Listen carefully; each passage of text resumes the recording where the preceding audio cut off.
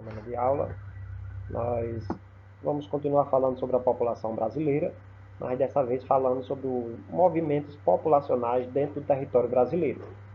Nós vimos na aula anterior a formação do povo brasileiro, né? Tendo como base três povos: os nativos, que são os indígenas, os europeus e os africanos, né? Então agora nós vamos falar sobre a movimentação, né, que são as migrações internas dentro do território brasileiro. Em 1940, nós tínhamos um fluxo migratório do Nordeste para o Sudeste, porque o Sudeste estava no processo de industrialização, certo? Então, muitos moradores do Nordeste saíam por não ter oportunidade no Nordeste, né? A fome, a miséria, se deslocava para os estados de São Paulo e Rio de Janeiro, principalmente, porque lá nascia a indústria e eles eram, né, os trabalhadores dessas fábricas.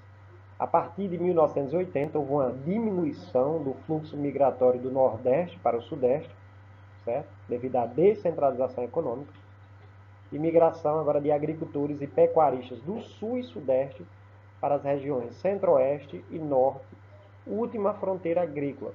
Essas duas regiões, Centro-Oeste e Norte, eram os vazios populacionais em nosso território.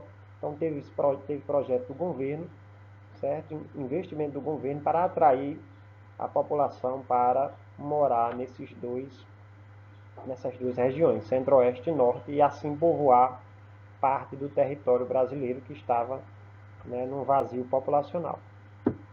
Hoje, quando nós falamos de migrações, nós temos o Sudeste como a principal área receptora, embora a partir de 1980 haja uma diminuição do fluxo migratório para a região Sudeste, certo? E para o Nordeste, né? E deslocamento de pessoas das capitais para as grandes e médias cidades do interior. Então, o que acontece? Hoje o Sudeste ainda é a principal área receptora, certo? Só que esse deslocamento para a região Sudeste não é mais, principalmente, nem para São Paulo e para o Rio de Janeiro, não. É para as cidades médias, certo? Do interior do estado de São Paulo, certo? Mas o Sudeste, por ser a região mais desenvolvida do país, é a principal receptora de imigrantes no nosso território. Os principais fluxos migratórios do Brasil, nós já falamos, né?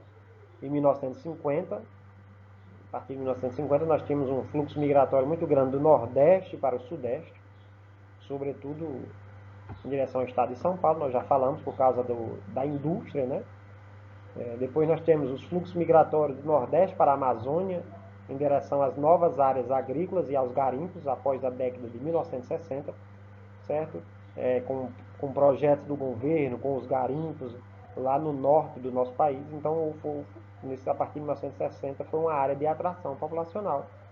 Nós também tivemos os fluxos, pessoas saindo do Nordeste e do Sudeste para o Centro-Oeste, nas décadas de 1960 e 1970, principalmente devido à construção de Brasília e também no surgimento de uma forte agricultura no Sudeste, né? Tudo projeto do governo para atrair pessoas para a região Centro-Oeste, para a região Norte, né, que eram regiões pouco habitadas. Aí temos os fluxos migratórios dos estados do Sul, além de São Paulo e Minas Gerais, para o Centro-Oeste e o Norte, né, nós já falamos, especialmente a partir da década de 70, com a expansão das áreas de colonização agrícola à Amazônia. Houve uma abertura, né, da agricultura para a Amazônia, certo? Nos anos de 1960 e 1970, o governo brasileiro desenvolveu projetos de colonização que estimularam a ocupação de terras na Amazônia. Então, houve um estímulo para essa migração. Por isso, nessas décadas de 60 e 70, houve uma grande migração para o norte do país, né? A região amazônica, localização industrial e migrações. A dinâmica e a localização das atividades industriais passaram a orientar os novos fluxos populacionais. Com o surgimento de novas oportunidades de trabalho, milhões de imigrantes, principalmente nordestinos, afluíram, ou seja, saíram do Nordeste e foram para a região Sudeste, em especial para os estados de São Paulo e Rio de Janeiro.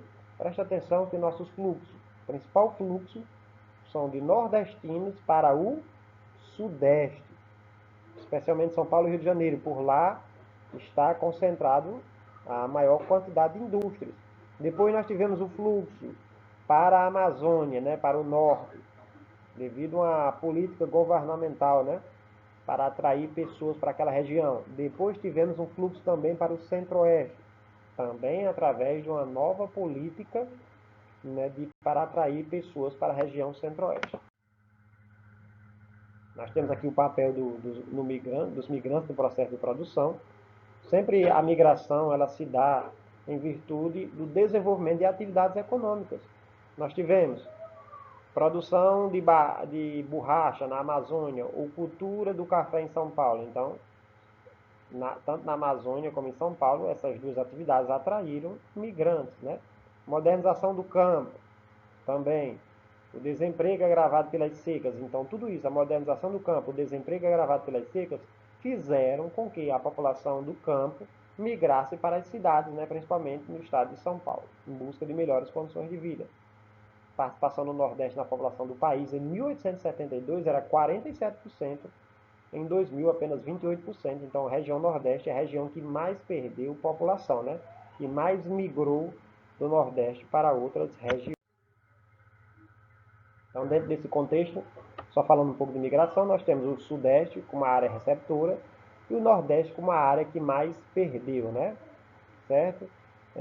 Que mais perdeu população. E nós tivemos alguns movimentos de migrações também na Amazônia e no Centro-Oeste, tudo criado pelo governo, né, que fez com que essas duas regiões, o Norte e o Centro-Oeste, se tornassem, nas décadas de 60 a 80, áreas de atração populacional, já que lá era um vazio populacional.